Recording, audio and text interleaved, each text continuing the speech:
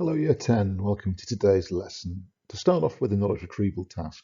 Last time we were talking about the regulation of the gaming and internet industries, and there are a number of arguments for and against the regulation of games. I'd like to brain dump as many ideas as you can about the arguments for and against regulation and any examples that you can think of regulation online. So spend a few minutes doing that, brain dump the ideas, just bullet point them down, and then when you're ready, move on to the next slide.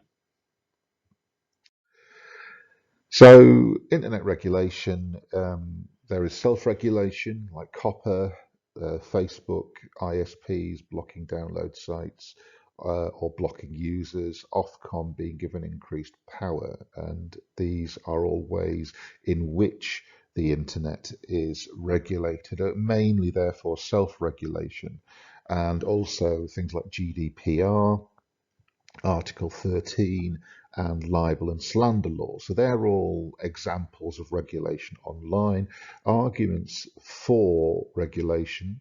It protects children, it protects vulnerable adults, it protects content creators. Arguments against, it challenges freedom of expression, it challenges online freedom, stifles creativity. Other criticisms about the lack of regulation of the internet, Gamergate, loot crates, or you might have criticisms of specific games that fell through the net.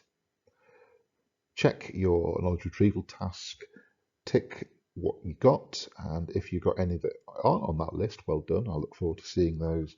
And then when you're ready, move on to the next slide.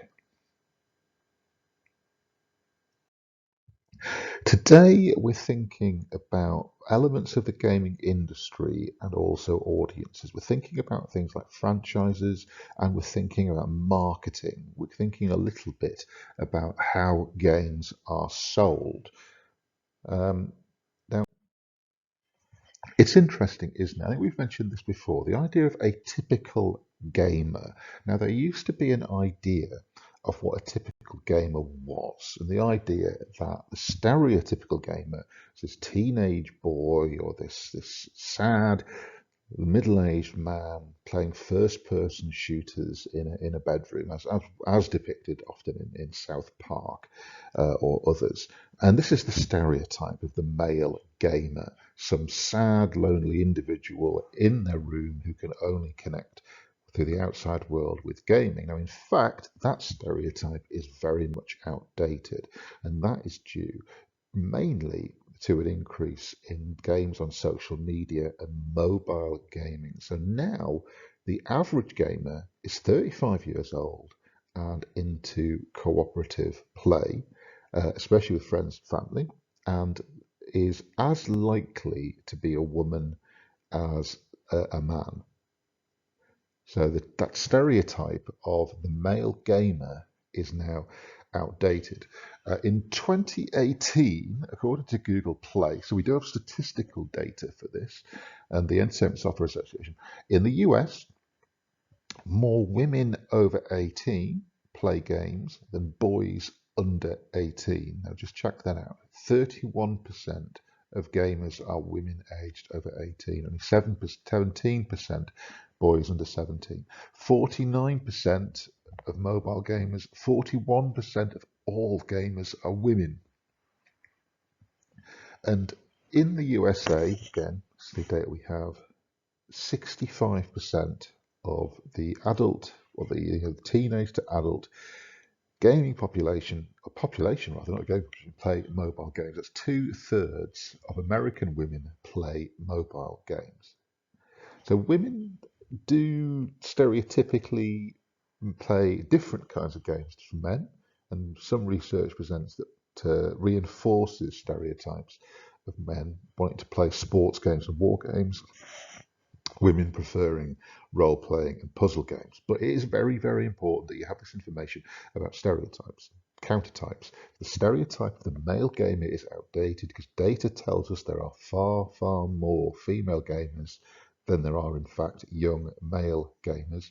The evidence is clear. We have percentages from Google Play and the ESA The difference might be to do with temperament, it might be to do with the way that games are marketed, it might be just to do with the nature of the games themselves. But there is evidence that female gamers prefer a different kind of game to male games. It might be to do with representation in the game. It is true that most action-oriented games where you can't choose a protagonist, where you can't design your own character, do tend to default to a male character. Not all of them, but it quite often is the case.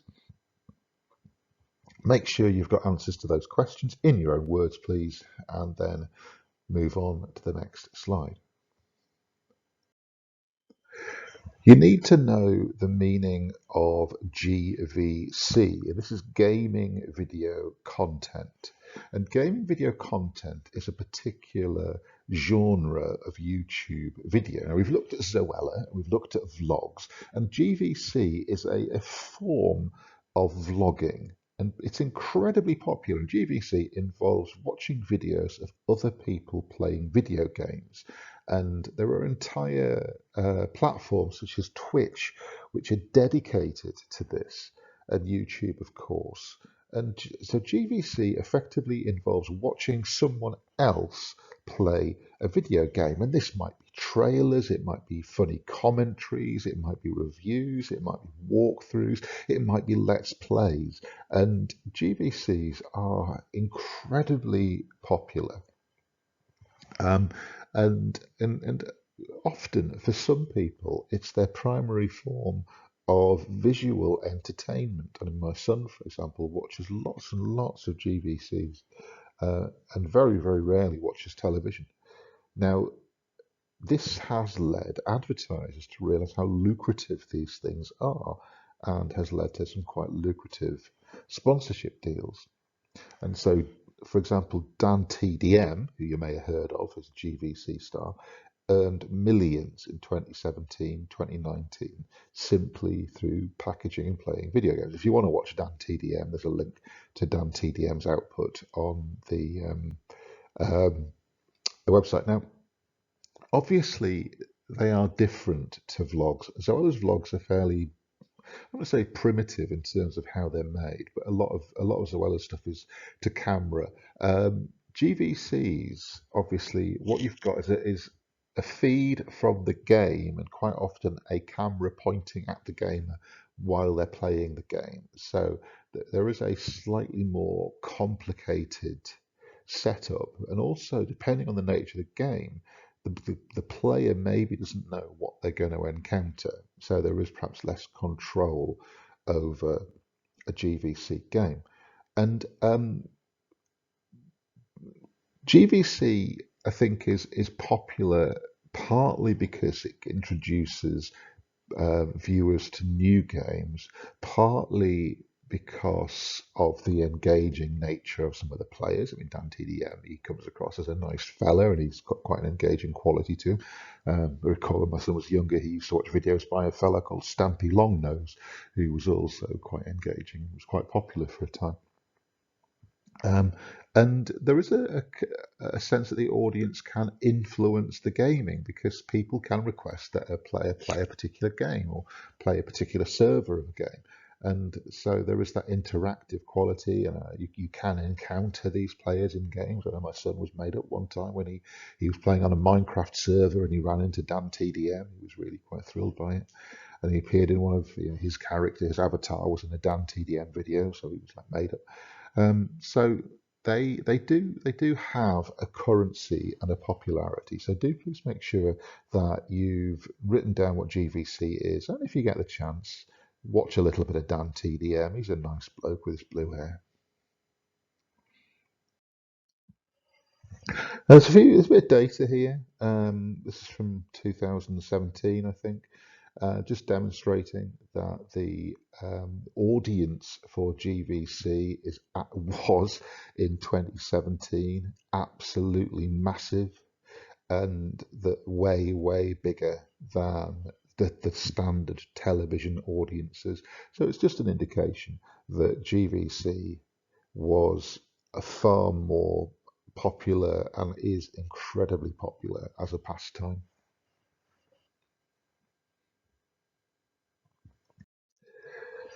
Now we need to understand the term franchise. Now franchises aren't unique to video games. We've mentioned franchises before in relation to movies. You also need to know the term IP, which stands for intellectual property. Now, a gaming franchise is a series of games based in the same world and featuring the same characters. And there are many, many gaming franchises that exist. And gaming franchises include Tomb Raider, Mario, Grand Theft Auto, Halo, Sonic the Hedgehog. Basically, where you have more than two games in a series, effectively, it's become a franchise. Now, what usually happens is that there is a company, a publisher that owns the right to the franchise. They own the name, they own the characters.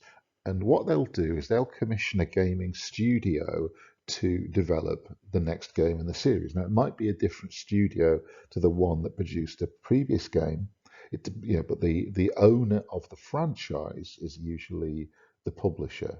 Now, it may be with some software companies that they produce the games in-house if the company is big enough, but sometimes it's the case that the company that owns the franchise will commission outside of their own studio.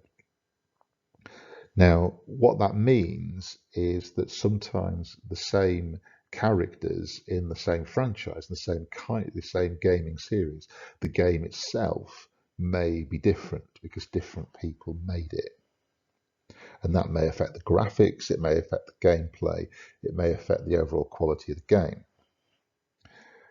Most franchised games spin off to a brand, and that becomes what's called intellectual property, or they use intellectual property from another form of media. Intellectual property is basically copyright. It's basically you own the characters, the world, the situation. So, for example, you or we couldn't go off and write a Harry Potter book because the intellectual property of Harry Potter is owned partly by J.K. Rowling, who wrote the books, partly, I think, by Warner Brothers, who made the films. And so, we could be basically sued because we have stolen their intellectual property. So intellectual property is, and similarly, you could write fan fiction about characters from Fallout games, but you couldn't publish them and make money from them because the intellectual property is owned by Bethesda, which publishes the games. So the intellectual property ideas are ideas and designs that are copyright to a company or an individual. So, Marvel characters, the intellectual property belongs to Marvel and ultimately to Disney. So the intellectual property rights basically are the people who own the character and the world of a particular character. Um, FIFA, Lego games, they are also IPs. So the people that make FIFA, they have to license the FIFA name, and I presume the likenesses of the players from the various companies that own them. So players will own the gaming right, the image rights. The image FIFA will own the rights to the FIFA logo, and whoever makes the FIFA games will have to pay a licensing fee to use those. And similarly, the Lego games, Lego Star Wars, Lego Harry Potter, the people that make those games will have to pay a licensing fee to Lucasfilm and thus now to Disney, and to Lego to license the Lego because Lego is intellectual property, and the Harry Potter games to J.K. Rowling, to Warner Brothers because the games are based on the films, and again to Lego. So, a gaming franchise, a series of games that take place in the same world and use the same characters, intellectual property, basically the ideas and designs of characters and situations that are owned by other companies. So please make sure that you've got examples of those written down and make sure you have got an example. I mean, obviously, the obvious example to use is Tomb Raider itself, because Tomb Raider is a franchise that's existed for 25 years, and Lara Croft is an example of the intellectual property. Now, franchises are very important because they can earn billions and billions of dollars for creators. If a franchise is successful and games keep getting made, then that can lead to an awful lot of money being made. Mario is the best-selling franchise of all time, and the nearly 700 million Mario games sold across a range of genres, and notoriously an absolutely awful film from I think the late 80s, Super Mario Brothers, which if anyone gets the chance to see it, is pretty damn dreadful. Lara Croft Tomb Raider, that has been around for 25 years now. The first game was 1996, the first Tomb Raider game. And the franchise is still going strong. There are still games being made, as we know, because we're going to be looking at one. Um, and one of the important things about franchising is if it's successful, then it creates a fan base. And particularly now with gaming franchises, some of these franchises like Mario, like Sonic, like Tomb Raider, people have grown up with them and they've become part of people's situated culture. So franchises are very important because they make money for publishers and for gaming companies, but they also provide pleasure and entertainment for audiences. And quite often, what happens with a successful franchise is it crosses over into other media. People write books about with the characters. You might get a film made featuring the characters, comic books featuring the characters, toys and merchandise, and so on and so forth. Games and spin-off games. And for a studio, a successful franchise means that you don't have to spend a lot of money in development. Once you've got a lot of the money that is spent on developing video games goes into character and game world development. Now, when you think about it, games like the Mario games, they reuse the same characters, the same character designs, the same world design, so you don't have to spend a huge amount of money on designing those features. All you need to do is update them a bit to kind of reflect the latest graphics or the latest platform that you're using.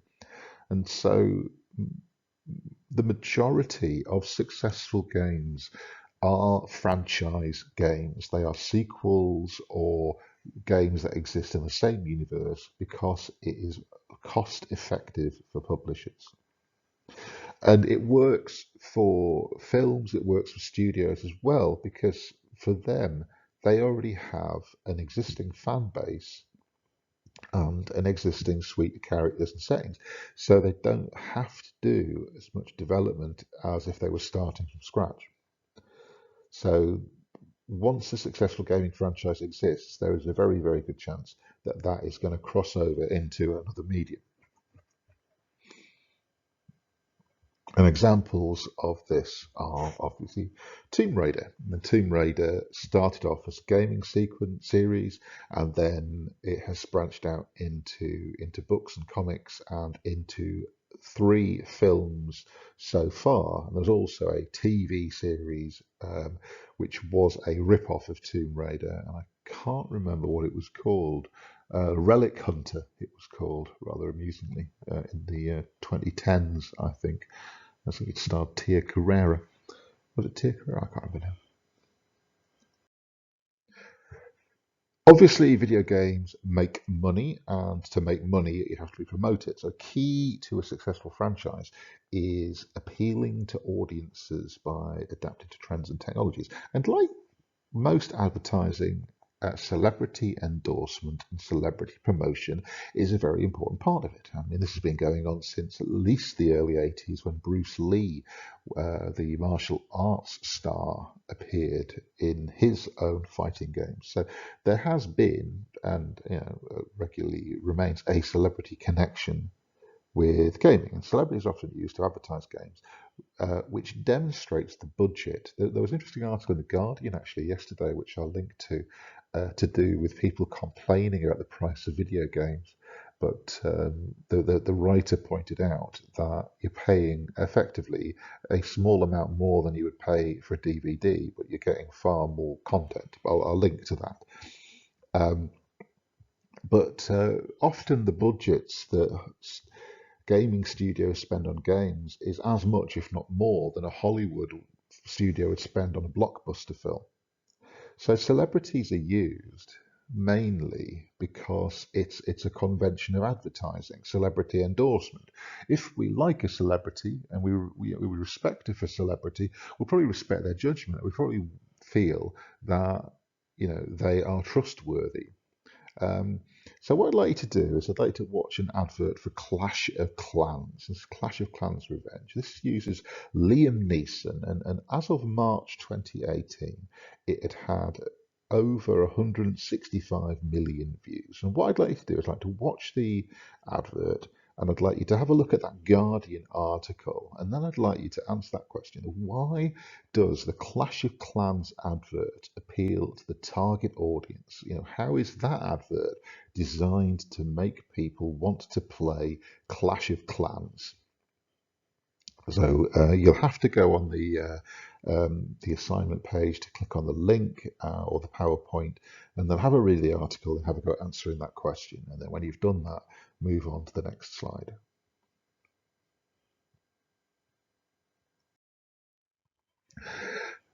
Now, Lara Croft Go. To promote Lara Croft Go, Square Enix, which is the company behind Lara Croft Go, they did some interesting stuff. They did a guerrilla marketing campaign which involved sending four real life Laras, they sent four models dressed as Lara Croft out into the London Underground, basically to give out iPads, and that was a way of trying to promote the game. So you can see if you spot Lara in your carriage, whisper Lara Croft Go in her ear, and she will give you an iPad Mini 3. So this was celebrating the launch of Lara Croft Go, and it was cross-featured in Metro. And you can find an article from the advertiser, the advertising company that put that campaign together. There's a link to that. There were also adverts released on YouTube that emphasized links with the previous games in this particular gaming sequence, the Go sequence, and the Hitman Go, and also demonstrated gameplay. Games promoted on Google Play, in the App Store, and eventually a free expansion was released to maintain interest in the game. So these were some of the ways that Lara Croft Go was promoted. So have a look at those articles and then note down in your books these ways in which the promotion happened. In terms of reception, the game received generally positive reviews. It's Apple's 2015 Best iPhone Game of the Year, and that was because of its beauty. Best Mobile Handheld Game in the Game Awards 2015, Apple 2016 Design Awards. So obviously it was critically acclaimed. Reviewers commended the look, puzzle design, and links to Tomb Raider. Chloe Rand in IGN wrote the game was theatrical and diorama-like in its display and attention to detail. Andrew Reiner, Game Informer, called its graphics among the best-looking smartphone games, from the vibrancy of its environments to the fluidity of its animations. So there are some positive reviews there. So positive reviews reflected its gameplay and its graphics. Negative reviews, less positive reviews, Ray Carcillo in EGM, he criticized it because it didn't adhere to Hitman Go, which was a lot more like a board game. It was a little bit more flexible. He described it as a cheap knockoff. He found it not particularly challenging. Matt Peckham didn't like the collectibles, and to be fair, it is a bit hard to collect them all. Sometimes they're quite well hidden, although it does make for repeated gameplay. Jazz Rignall reckoned it was too short, but he said it was the perfect iOS game, and he linked it to Monument Valley. Now I've played Monument Valley, and the only link I can see is that the graphics are slightly similar. They've got a similar kind of expressionistic quality, but I don't think Monument Valley has anything to do with Lara Croft Go. So, the main issue that people had with it was that it was quite short. I mean, I've played it and I've not finished it yet. So I think, given that it costs a few quid, I don't think there's an issue there. So I think some of the criticisms are a bit unfair. So do please note down positive reviews, some of the negative comments. You don't have to quote them verbatim, just the general areas that was criticised for. And there's an interesting article there from Eurogamer if you want to read it, that talks about the game, and it's worth a look.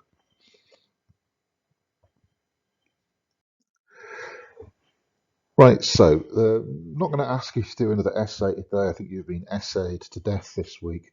What I'd like to do is I'd like you to have a look at this blog, which is quite a detailed case study of Lara Croft Go. We're going to look at the game in more detail next week. So I'd like you to have a read through, skim through that blog.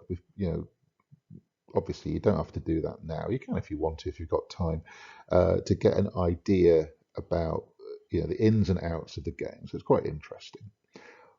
When you are ready, please make sure you photographed your work from today. Please make sure that you've uploaded it. Do make sure you've attached your work, and then please make sure you've clicked the turn in button, and then that is it.